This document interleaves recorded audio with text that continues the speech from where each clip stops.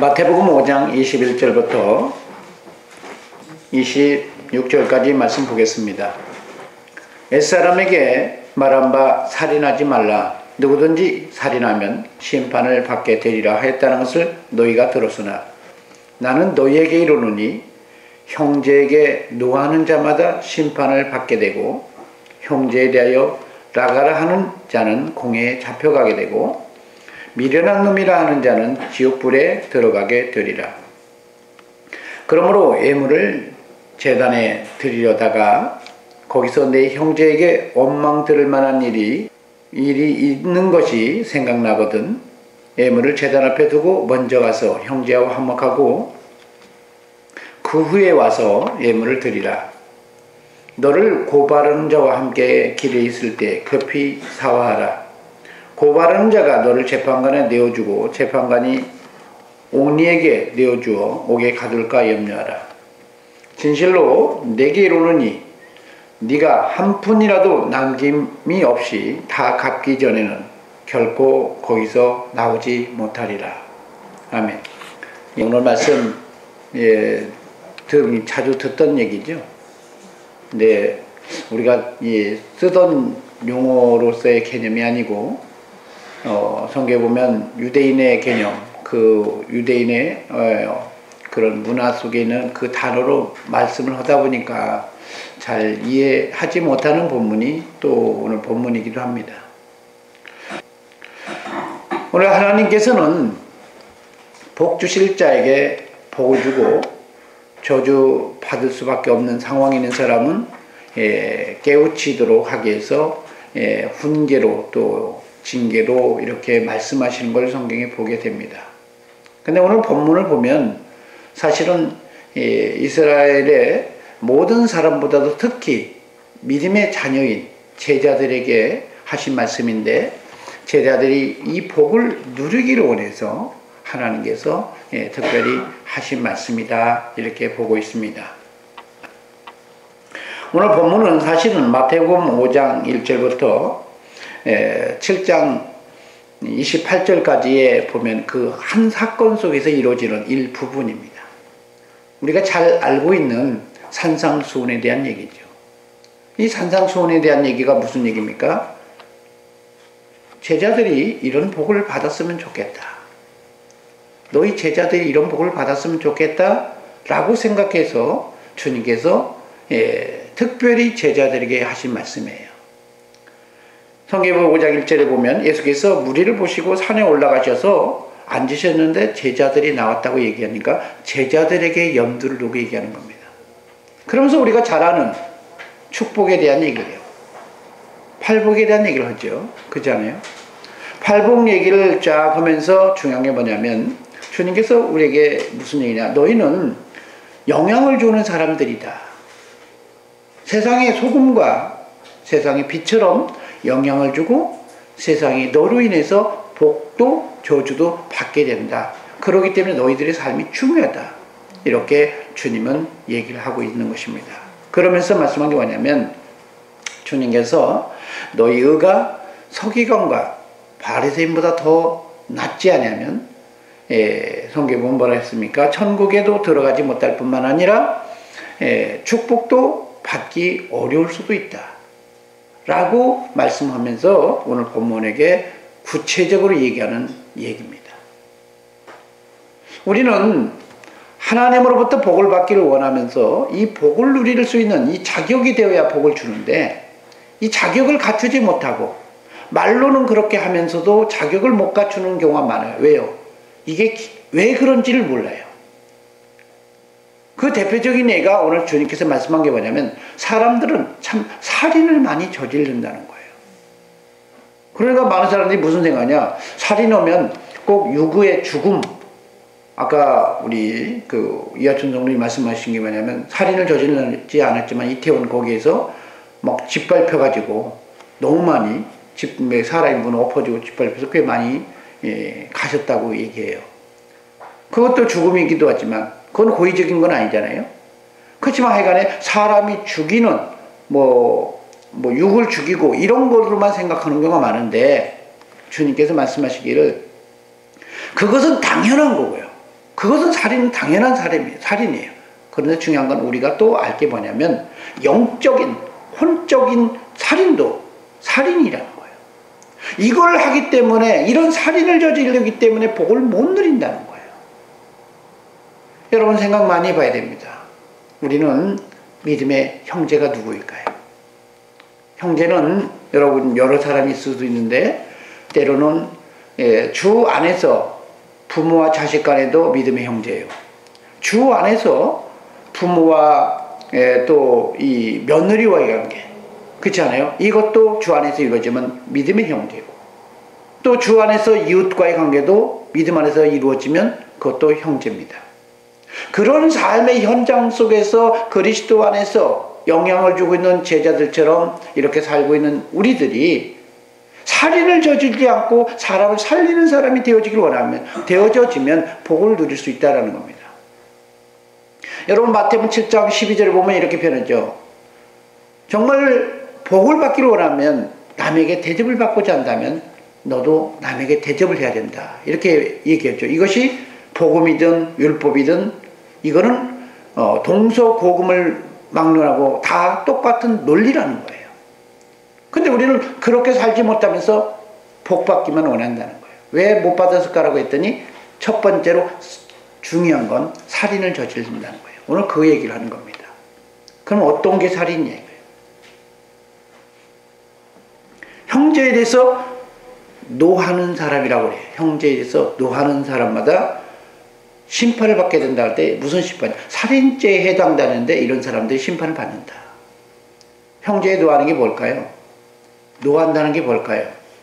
여러분 노한다는 것은 성경에 보면 원어로는 올기류라는 단어를 쓰는데 감정을 표출하는 거예요.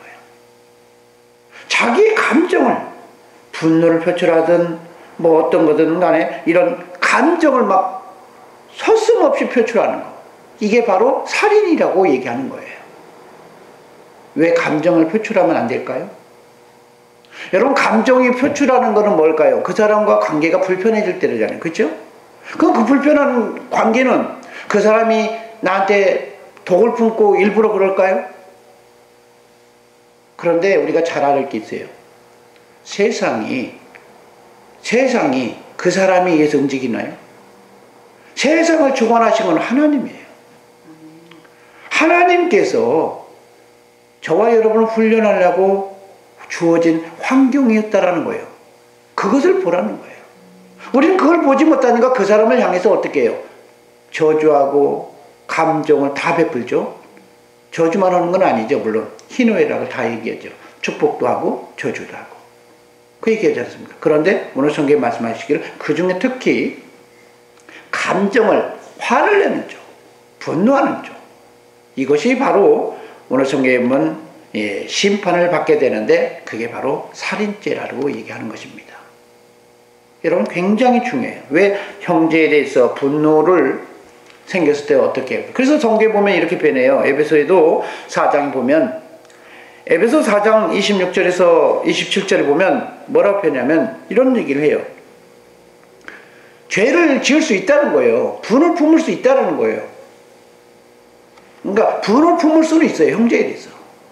근데 어떻게 해야 되냐? 성경에 보면 분을 품 때 죄는 짓지 말라고 그래요. 죄를 짓지 말라는 얘기는 무슨 얘기일까요? 그리스도 안에서 하라는 겁니다. 그리스도 안에서 믿음의 지체들한테, 믿음의 형제한테, 믿음의 남편이든 믿음의 아들이든 믿음의 며느리든 누구든 간에 그리스도 안에서 하는 거예요. 그럼 그리스도 안에서 하는 게 뭘까요? 여러분 주님께서도 화 안 냈나요? 화 엄청 냈어요. 그렇죠? 이 독사의 자식들 하면서 바리새인들을 보고 막 그러잖아요. 그래서 뭐라 했어요? 화 있을진저. 이게 오늘 이렇게 번역했어요. 이게 무슨, 이게 우리말로 말하면 이 저주받을지어다, 이렇게 말한 거예요. 화 있을진저가 우리말로 표현하면 지금 너 저주받아라, 이렇게 표현한 거예요. 그러니까 그리스도인들은 속에 있는 거 가만히 있고 이렇게 가만히 있는 것이 신앙이라고 생각하고 참는 것이라고 생각하는 경우가 많은데, 아니요. 주님께서 원하실 때는 분노를 표출할 때도 표출해야 됩니다. 그러나 내 임무적으로 내 방식대로 이렇게 분노를 표출하는 것은 살인이라는 거예요. 여러분, 예수님께서 이 저주받을지어다 했을 때 그 사람들 정말 죽이려고 했을까요? 살리려고 했어요. 살리려고. 그래서 똑같은 언어도 살리는 언어가 있고 죽이는 언어가 있습니다. 듣기는 저주 같은데 목적이 달라요. 오늘 성경에 보면 이렇게 표현하죠. 사람을 죽이려고 하는 화, 사람을 죽이려고 하는 화, 이거는 살인이다. 그래서 여러분은 뭐라 했냐, 그런 일이 벌어지거들랑 주님께서 말씀을 어떻게 해요? 회개하기를 원해요. 그래서 뭐라 하냐, 에베소에 보면, 에베소서 4장 26, 27절. 무슨 얘기냐면, 죄를 짓지 말라고 그래요. 분을 내도 죄는 짓지 말라. 그러면서 뭐라 했었어요? 해가 지도록 어떻게 해요? 분을 품는. 해가 지도록 품지 말라고 했기 때 이게 무슨 얘기냐? 이 해라는 것은 뭐 태양으로서 하루로 표현할 수도 있고, 성경에 보면 1년이 지나도록이라는 변호도 맞을 거예요. 왜요?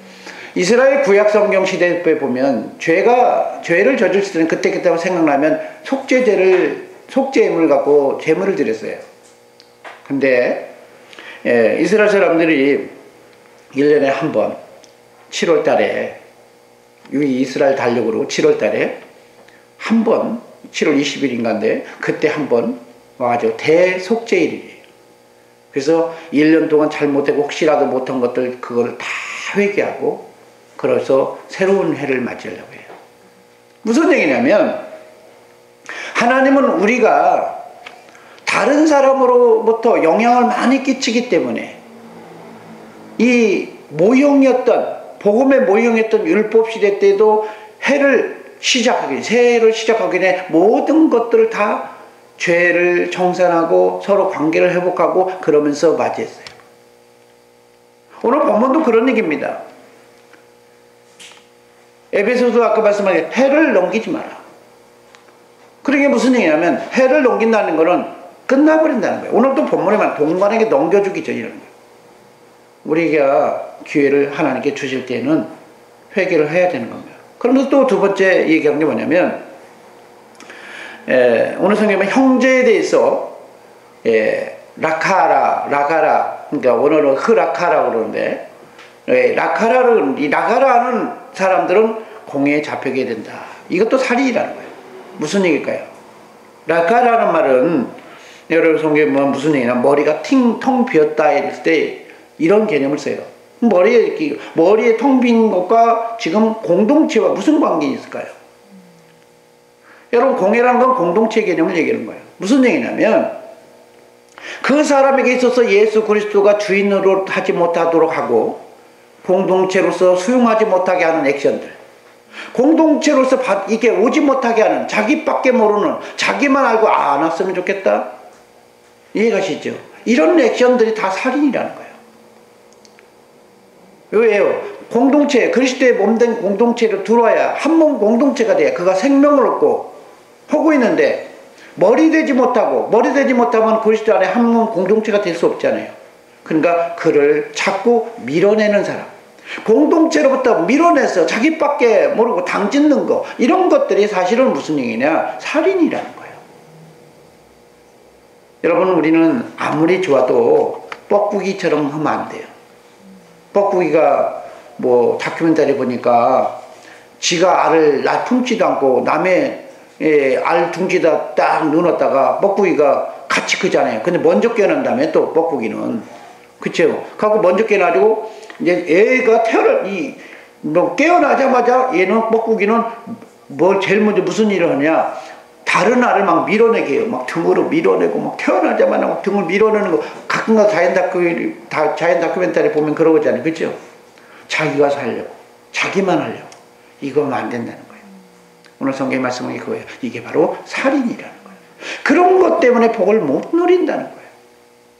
우리가 정말로 중요한 게 뭐냐면, 남을 낮게 여기고, 우리 빌립보서도 말씀한 게 뭐냐면 남을 낮게 여기고 그렇게 사는 이런 사람들이 하나님 앞에 복을 누리는 거예요. 그래서 우리가 잘 되기를 원하면 내가 잘 되는 것보다도 다른 사람을 잘 되게 하는 사람, 이 사람한테 하나님이 어떻게 해요? 물질을 맡기고 복을 주시는 축복의 통로가 된다는 것입니다. 여러분, 아브라함이 하나님 앞에 복을 받은 이유가 뭘까요? 다른 사람을 잘되게 했다는 거예요. 다른 사람을 복받게 하기 위해서 하셨다는 거예요. 그 대표적인 예가 소돔과 고모라의 전쟁에 돌아왔을 때 그 얘기를 합니다. 이 소돔 왕이 당신이 물건을 다 취하갖고 전리품 당신 취하고 사람들 만나게 보내세요. 이렇게 얘기하니까 나는 그거 안 취하겠다. 그렇지 않아요? 안 취하겠다면서 자기는 하나님으로부터 주시는 복을 받기를 원하면서 어떻게 얘기합니까? 다른 사람들을 세우기를 원해요.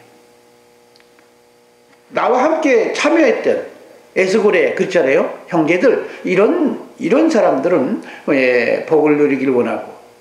여러분, 무슨 얘기냐? 비록 자기가 참여하고 했었음에도 불구하고 자기의 주신 분복을 알면서 다른 사람을 세우려고 그러고 자꾸 회복시켜 주려고 하는 이 사람.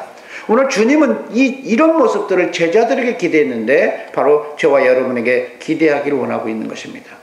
그래서 나만 잘 되는 것이 아니라 나의 지체가 서로 잘 되어져서 복을 누리도록 이렇게 살아가는 이 사람이 이게 바로 주님의 복을 누릴 수 있는 자격이 된다라고 얘기하는 것입니다. 그러면서 세 번째 뭐라고 했냐? 성경에 보면 형제에 대해서 미련한 놈이라고 이렇게 하는 놈이 이거는 뭐라고 그랬어요? 지옥불에 들어간다. 미련이라는 건 하나님이 이 지식을 지혜를 주시고 진리를 주시는 게 성령님이잖아요. 그러니까 성령님의 역사하심 속에서 일어나게 하는 그 삶을 살지 못하게 하는 거예요. 그게 바로 저주받는다는 거예요.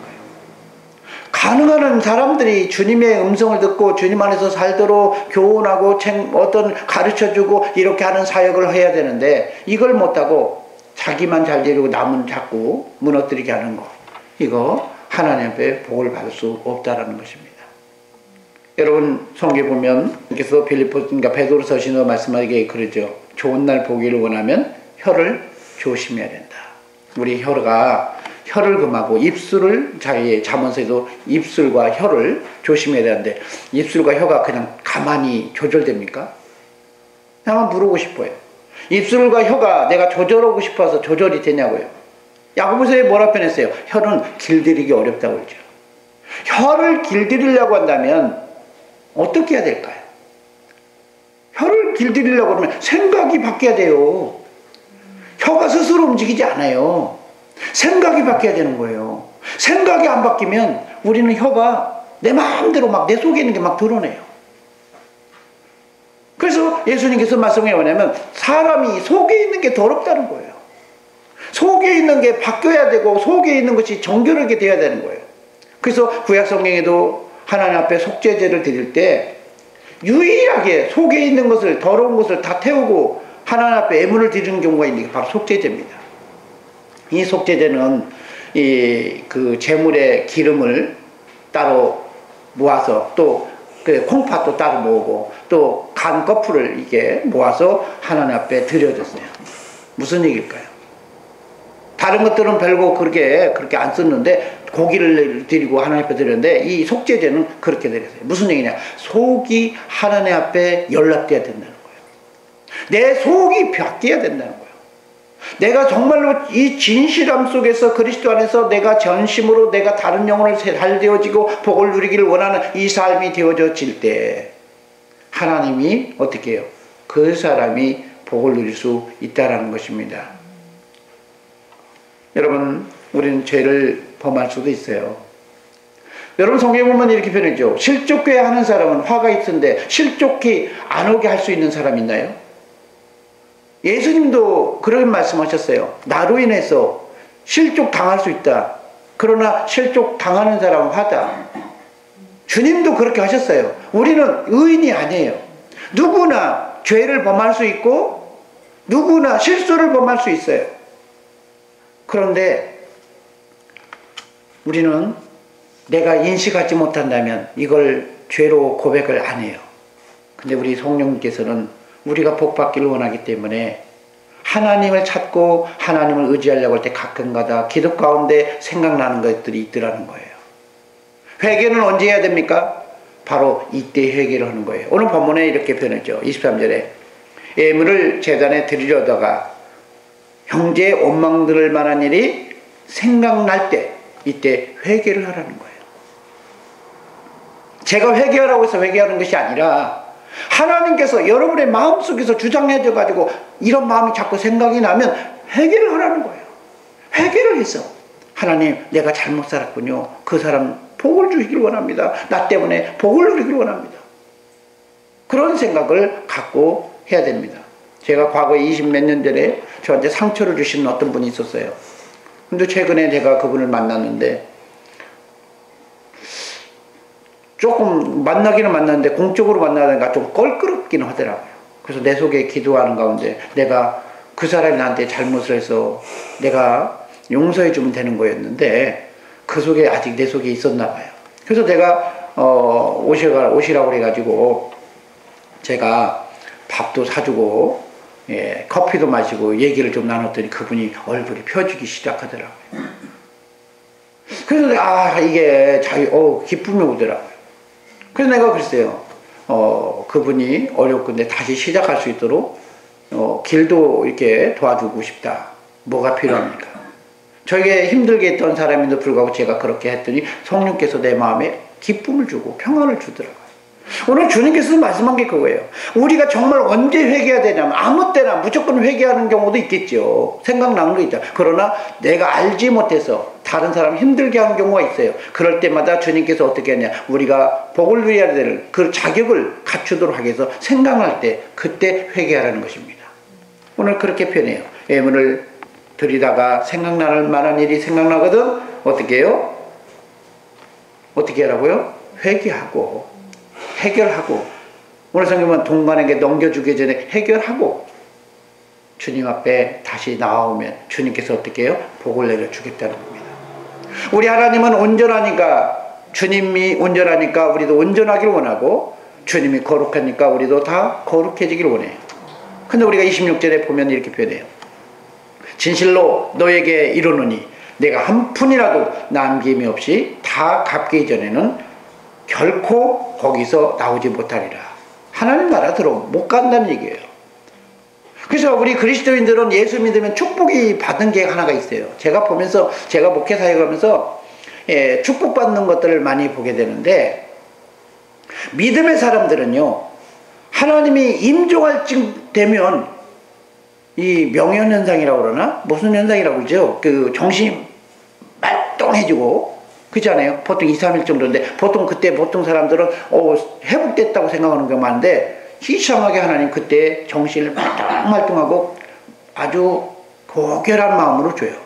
그러면서 과거의 것을 생각나게 하는데, 그때 그냥 잘 지내야 됩니다. 하나님께서 그 기회를 통해서 성령께서 막 회개를 시켜가지고 그들이 다 회개하고 주님 품에 가는 그런 장면들을 많이 보게 돼요. 여러분, 우리 주님은 우리 모든 사람이 어떠하든 간에 복을 누리기를 원하고 있다는 거예요. 그래서 저와 여러분이 이제는 무의식적으로 범하는 이런 현장 속에서 지금 살인이 아니라 살리는 저와 여러분이 되어져서 이 주님의 주시는 이 축복을 누리기를 원합니다.